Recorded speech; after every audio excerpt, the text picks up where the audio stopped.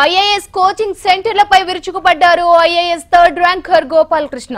తాను ఏ సంస్థలోనూ శిక్షణ తీసుకోకపోయినా కొన్ని కోచింగ్ సంస్థలు వారి దగ్గర శిక్షణ తీసుకున్నట్లు తప్పుడు ప్రచారం చేస్తున్నాయని మండిపడ్డారు. కోచింగ్ సెంటర్ల నిర్వాకాన్ని ఎండగట్టేందుకు ప్రత్యేకంగా మీడియా ముందుకు వచ్చిన గోపాలకృష్ణ ఐఏఎస్ కు ప్రిపేర్ అవుతున్న అభ్యర్థులు ఇలాంటి తప్పుడు ప్రకటనలకు మోసపోవద్దని సూచించారు. స్వయం కృషితోనే తాను మంచి ర్యాంక్ సాధించానన్న గోపాలకృష్ణ పరీక్షకు ఎలా సిద్ధం కావాలన్న అంశాలను మాత్రం బయట తెలుసుకోలేదు. ఆమె నుంచి మెలకువలు తెలుసుకొని కష్టపడి చదివానని తెలిపారు. అభ్యర్థులు తమ కష్టాన్ని నమ్ముకోవాలి తప్ప కోచింగ్ సెంటర్ల వలలో పడవద్దని సూచించారు. మొక్కవని దీక్ష ఉంటే భాష ఏదైనా ప్రాబ్లం రాదన్న ఆయన దానికి తానే నిదర్శనమన్నారు.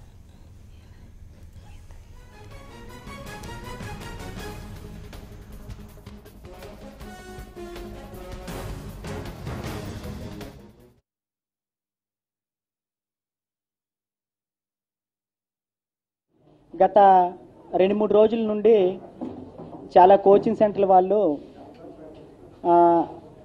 నా పేరుని అనేక పేపర్లో టీవీల్లో అడ్వర్టైజ్మెంట్ చేయడం జరుగుతుందండి. యువతకి నేను చెప్పేది ఈ సందర్భంగా ఒకటేనండి, అవన్నీ అవాస్తవాలండి. నేను తెలుగు సాహిత్యానికి సంబంధించి ఏ కోచింగ్ సెంటర్లకి వెళ్ళలేదండి. టెస్ట్ సిరీస్ మాత్రమే అటెండ్ అయ్యాను. నెక్స్ట్ జిఎస్ ప్రిపరేషన్కి వచ్చేసరికి GS as well as preliminary ప్రిపరేషన్లో CSB IAS academy Balalatha madam గారి ఆధ్వర్యంలో నేను 6 నుండి 8 మాసాలు కోచింగ్కి వెళ్ళడం జరిగిందండి. ఆ తర్వాత ఆమె దగ్గర గైడెన్స్ కూడా తీసుకోవడం జరిగింది.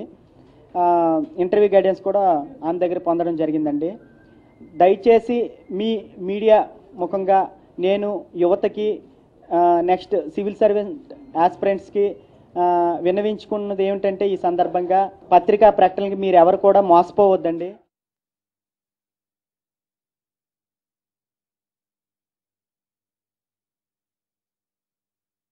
ఇక దీనిపై మనతో స్పందించడానికి ప్రభుత్వ యూనియన్ల జూనియర్ లెక్చరర్ సంఘం అధ్యక్షుడు మధుసూదన్ మనతో పాటు ఉన్నారు మాట్లాడడానికి. నమస్తే మధుసూదన్ రెడ్డి గారు. నమస్తే మేడం. సో పత్రికలు కావచ్చు, అటు కోచింగ్ సెంటర్లకు సంబంధించి వాళ్ళు చెప్పకపోయినా, వాళ్ళు కోచింగ్ ఇవ్వకపోయినా కూడా వాళ్ళు అక్కడే చదివారని ఇప్పుడు చూసాం, మనం ఈ విజువల్స్ చూస్తున్నాం. ఇది ఎంతవరకు కరెక్ట్ అంటారు? ముఖ్యంగా అది ఎంసెట్ కావచ్చు, ఐఐటి కావచ్చు, లేకపోతే సివిల్స్ కూడా కావచ్చు. తాజాగా సివిల్స్ పరీక్ష లోపల ఎవరైతే కష్టపడి ఎవరి యొక్క చేయూత లేకుండా ఒక పూర్తిగా ఈరోజు కోచింగ్ సెంటర్లకు పోతేనే, లేకపోతే ఢిల్లీకి పోతేనే, లేకుంటే హైదరాబాద్ లో ఉన్న అశోక్ నగర్ లో ఏదో ఒక పేరు మోసిన కోచింగ్ సెంటర్ లో శిక్షణ తీసుకుంటే తప్ప ఐఏఎస్ రాదనేటటువంటి వాళ్ళందరి యొక్క అభిప్రాయాలకు భిన్నంగా సాధారణమైనటువంటి వ్యవసాయ కుటుంబంలో పుట్టి ఈవెన్ కాలేజీకి పోకుండా డిస్టెన్స్ ఎడ్యుకేషన్ లో చదువుకొని కూడా ఐఏఎస్ కావచ్చని నిరూపించి ఒక దేశంలో ఉండేటటువంటి మధ్య తరగతి పేద విద్యార్థులకు ఒక స్ఫూర్తిగా నిలిచినటువంటి వ్యక్తి గోపాలకృష్ణ. ఆ సందర్భంలో సివిల్స్ 3rd ర్యాంక్ వచ్చిన తర్వాత చైతన్య కాలేజీ కానీ, నారాయణ కాలేజీ కానీ, ఈ విధంగా అనేక కాలేజీలు ఏవైనా వాళ్ళు ఒకవేళ పొరపాటున మాక్ ఇంటర్వ్యూస్ పెట్టినా, లేకపోతే మీ కాలేజీలో నేను చేరాలనుకుంటున్నా, ఎంత ఫీజు కావాలని పోయి అడిగిన పాపానికి ఈరోజు మా ఇన్స్టిట్యూషన్కి వచ్చాడని చెప్పి ఆ ఫోటోలు వేసుకొని ఆల్ ఇండియా 3rd ర్యాంక్ కోసం ఈ రోజు రాష్ట్రంలోని ఈ యొక్క కోచింగ్ సెంటర్లు, చైతన్య, నారాయణ, ఇతర కోచింగ్ సెంటర్లు చేస్తున్నటువంటి ఈ యొక్క గొడవ ఏదైతే ఉందో, ఇది సభ్య సమాజం పూర్తిగా సిగ్గుపడేటటువంటి విధంగా కనిపిస్తుంది. అల్టిమేట్ గా కోచింగ్ సెంటర్ అంటే 1 సంవత్సరమో 2 సంవత్సరాలు నువ్వు కోచింగ్ తీసుకొని వాడు ఖచ్చితంగా ఫీజు చెల్లించి నువ్వు ఏదైనా చేస్తే దానికి సంబంధించినటువంటి విషయాలు పెట్టాలి. కానీ ఎన్నడో ఒక దగ్గర మాక్ ఇంటర్వ్యూకి వచ్చాడు, లేదా మేము మాక్ టెస్ట్ కండక్ట్ చేస్తే వచ్చాడు, మోడల్ ఎంసెట్కి వచ్చాడు, మోడల్ ఐఐటికి వచ్చాడు అనేటటువంటి పద్ధతుల లోపల వీళ్ళు చేస్తున్నటువంటివి. బహుశా ఇవన్నీ కూడా ఏంటంటే, ఇది ఆంధ్రప్రదేశ్ రాష్ట్రానికి కొత్త కాదు, తెలంగాణ రాష్ట్రానికి కొత్త కాదు. గతంలో ఐఏఎస్ కు సంబంధించి కాకపోయినా ఇతర పరీక్షల లోపల ఆల్ ఇండియా టాప్ ర్యాంక్ వచ్చినటువంటి వాళ్ళను కొని హైదరాబాద్ తీసుకొని వచ్చి ఇక్కడ పరేడ్ చేయించి ఈ విధంగా రకరకాలైనటువంటివి చూసాం. తర్వాత తల్లిదండ్రులను కొనేయడము, తల్లిదండ్రులను సింగపూర్, హాంకాంగ్ పంపించి ఈ విధంగా అనేక విషయాలనేవి చూసాం. కానీ ఎప్పుడైతే ఈ రాష్ట్రంలో ఈ ఐఏఎస్ కోచింగ్ లో కూడా ఈ యొక్క కార్పొరేట్ విద్యా సంస్థలు ఎప్పుడైతే ఎంటర్ అయినాయో ఇటువంటి అపసవ్యమైనటువంటి అనేక రకాలైనటువంటి దుష్ఫలితాలకు అది నాంది అవుతుందని ఆ రోజే అనుకున్నాము. అల్టిమేట్ గా ఈ రోజు నేను ఎందుకు దీని గురించి ఇంత సీరియస్ గా స్పందించాల్సి వస్తుందంటే, ఈరోజు ఒక ఐఐటి కానీ లేదా ఎన్ఐటి అనేటటువంటిది శిక్షణ తీసుకొని అల్టిమేట్ గా ఒక కంపెనీలోనో ఒక విదేశంలోనో దేశంలోనే సేవలు అందించడానికి అవకాశం ఉంటుంది. కానీ ఈ రోజు అల్టిమేట్ గా ఈ రోజు శ్రీ చైతన్య నారాయణ విద్యా సంస్థలు చేస్తున్నటువంటి ఈ యొక్క ప్రచారాన్ని కనుక చూసినట్టయితే ఐఏఎస్ అనేటటువంటిది కులానికి వ్యతిరేకంగా, మతానికి వ్యతిరేకంగా, ప్రాంతానికి వ్యతిరేకంగా ఒక సేవలు అందించేటటువంటి వ్యక్తులు మేము ప్రొడ్యూస్ చేసినటువంటి ఐఏఎస్ ఆఫీసర్లు ఇంతమంది ఉన్నారు కాబట్టి దేశంలో మేము ఏం చెప్తే అది జరుగుతుంది అనేటటువంటి ఒక తీసుకురావడానికి కానీ ప్రయత్నాలు జరుగుతాయి. కాబట్టి మీరు సో మధుసూదన్ రెడ్డి గారు మనతో ఫోన్ లైన్ లో మాట్లాడడానికి గోపాల్ కృష్ణ గారు లైన్ లో సిద్ధంగా ఉన్నారు. కాసేపు హోల్డ్ లో ఉండండి. నమస్తే గోపాల్ కృష్ణ గారు. నమస్తే అండి. నమస్తే గోపాల్ కృష్ణ గారు, ముందుగా కంగ్రాచులేషన్స్ అండి. థ్యాంక్ యూ అండి. Thank you very much. So Gopal Krishna గారు, మీలాంటి వాళ్ళని చాలా మందిని ఆసరాగా చేసుకొని కోచింగ్ సెంటర్లు తమ కార్యకలాపాలను ఏ విధంగా ముందుకు తీసుకెళ్తున్నారో ఈ రోజు మీ విషయంలో కూడా చూసాం. మరి వీటిపై ఎటువంటి చర్యలు తీసుకోవాలంటారు?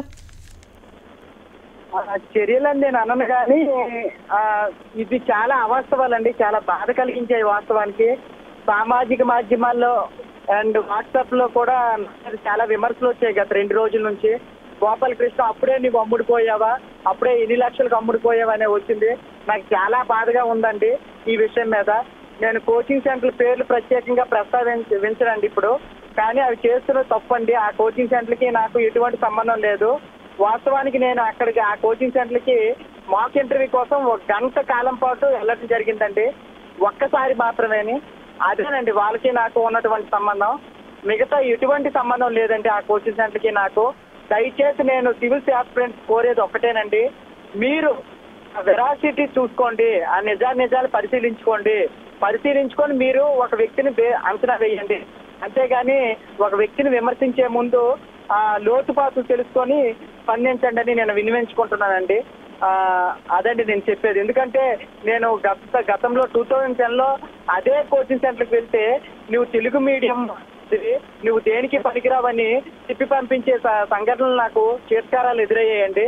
ఇప్పుడు అవే కోచింగ్ సెంటర్లు నన్ను ఇలా వేసుకోవడం, వాళ్ళు మా ప్రోడక్ట్ అని ప్రొడ్యూస్ చేసుకోవడం నన్ను చాలా నన్ను కలిసివేస్తుందండి. రియల్లీ నేను చాలా బాధపడుతున్నానండి ఈ అంశం పట్ల.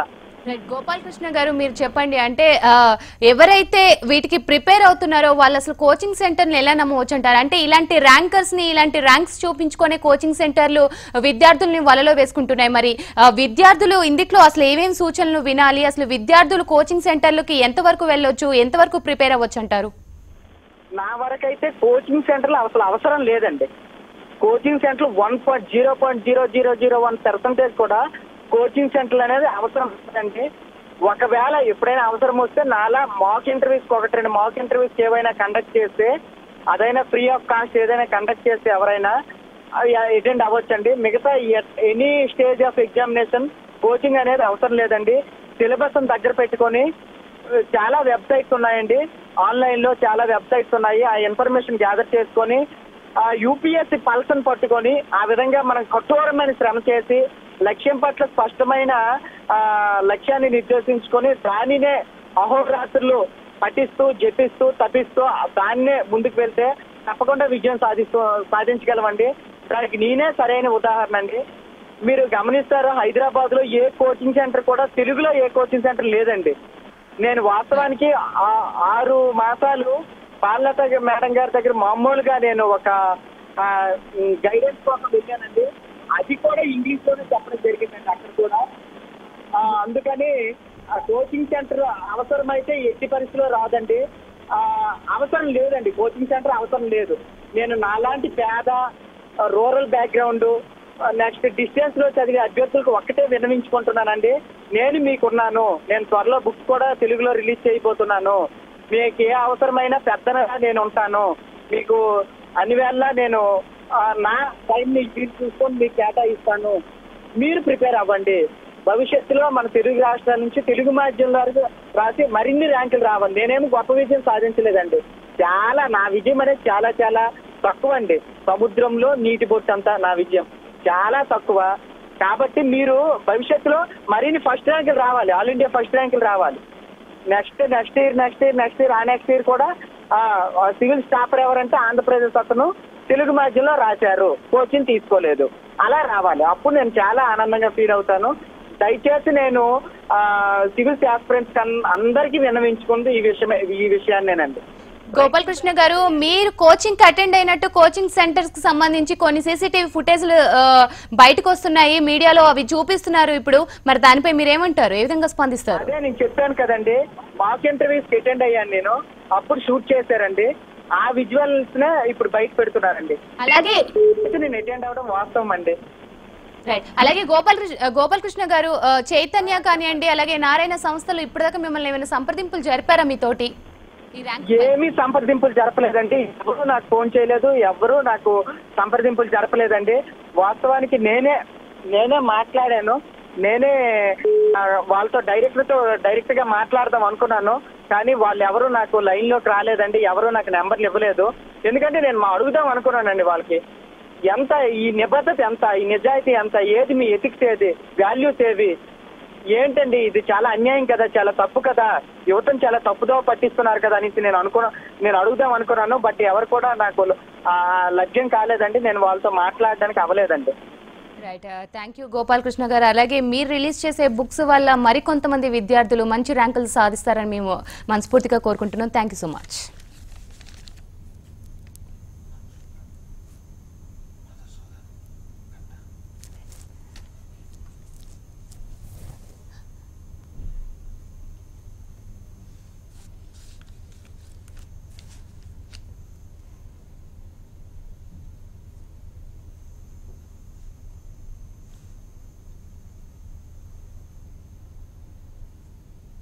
సో చూశారు కదా, ఎవరైతే ఐఏఎస్ ఐపీఎస్కి ప్రిపేర్ అవుతూ ఉంటారో వాళ్ళు ర్యాంక్స్ నమ్మకండి, కోచింగ్ సెంటర్లో చూపించే ర్యాంకింగ్స్ నమ్మకండి, మీ చదువును నమ్మండి. ఇక మరిన్ని అప్డేట్స్ చూసే ముందు బులెటిన్లో షార్ట్ బ్రేక్.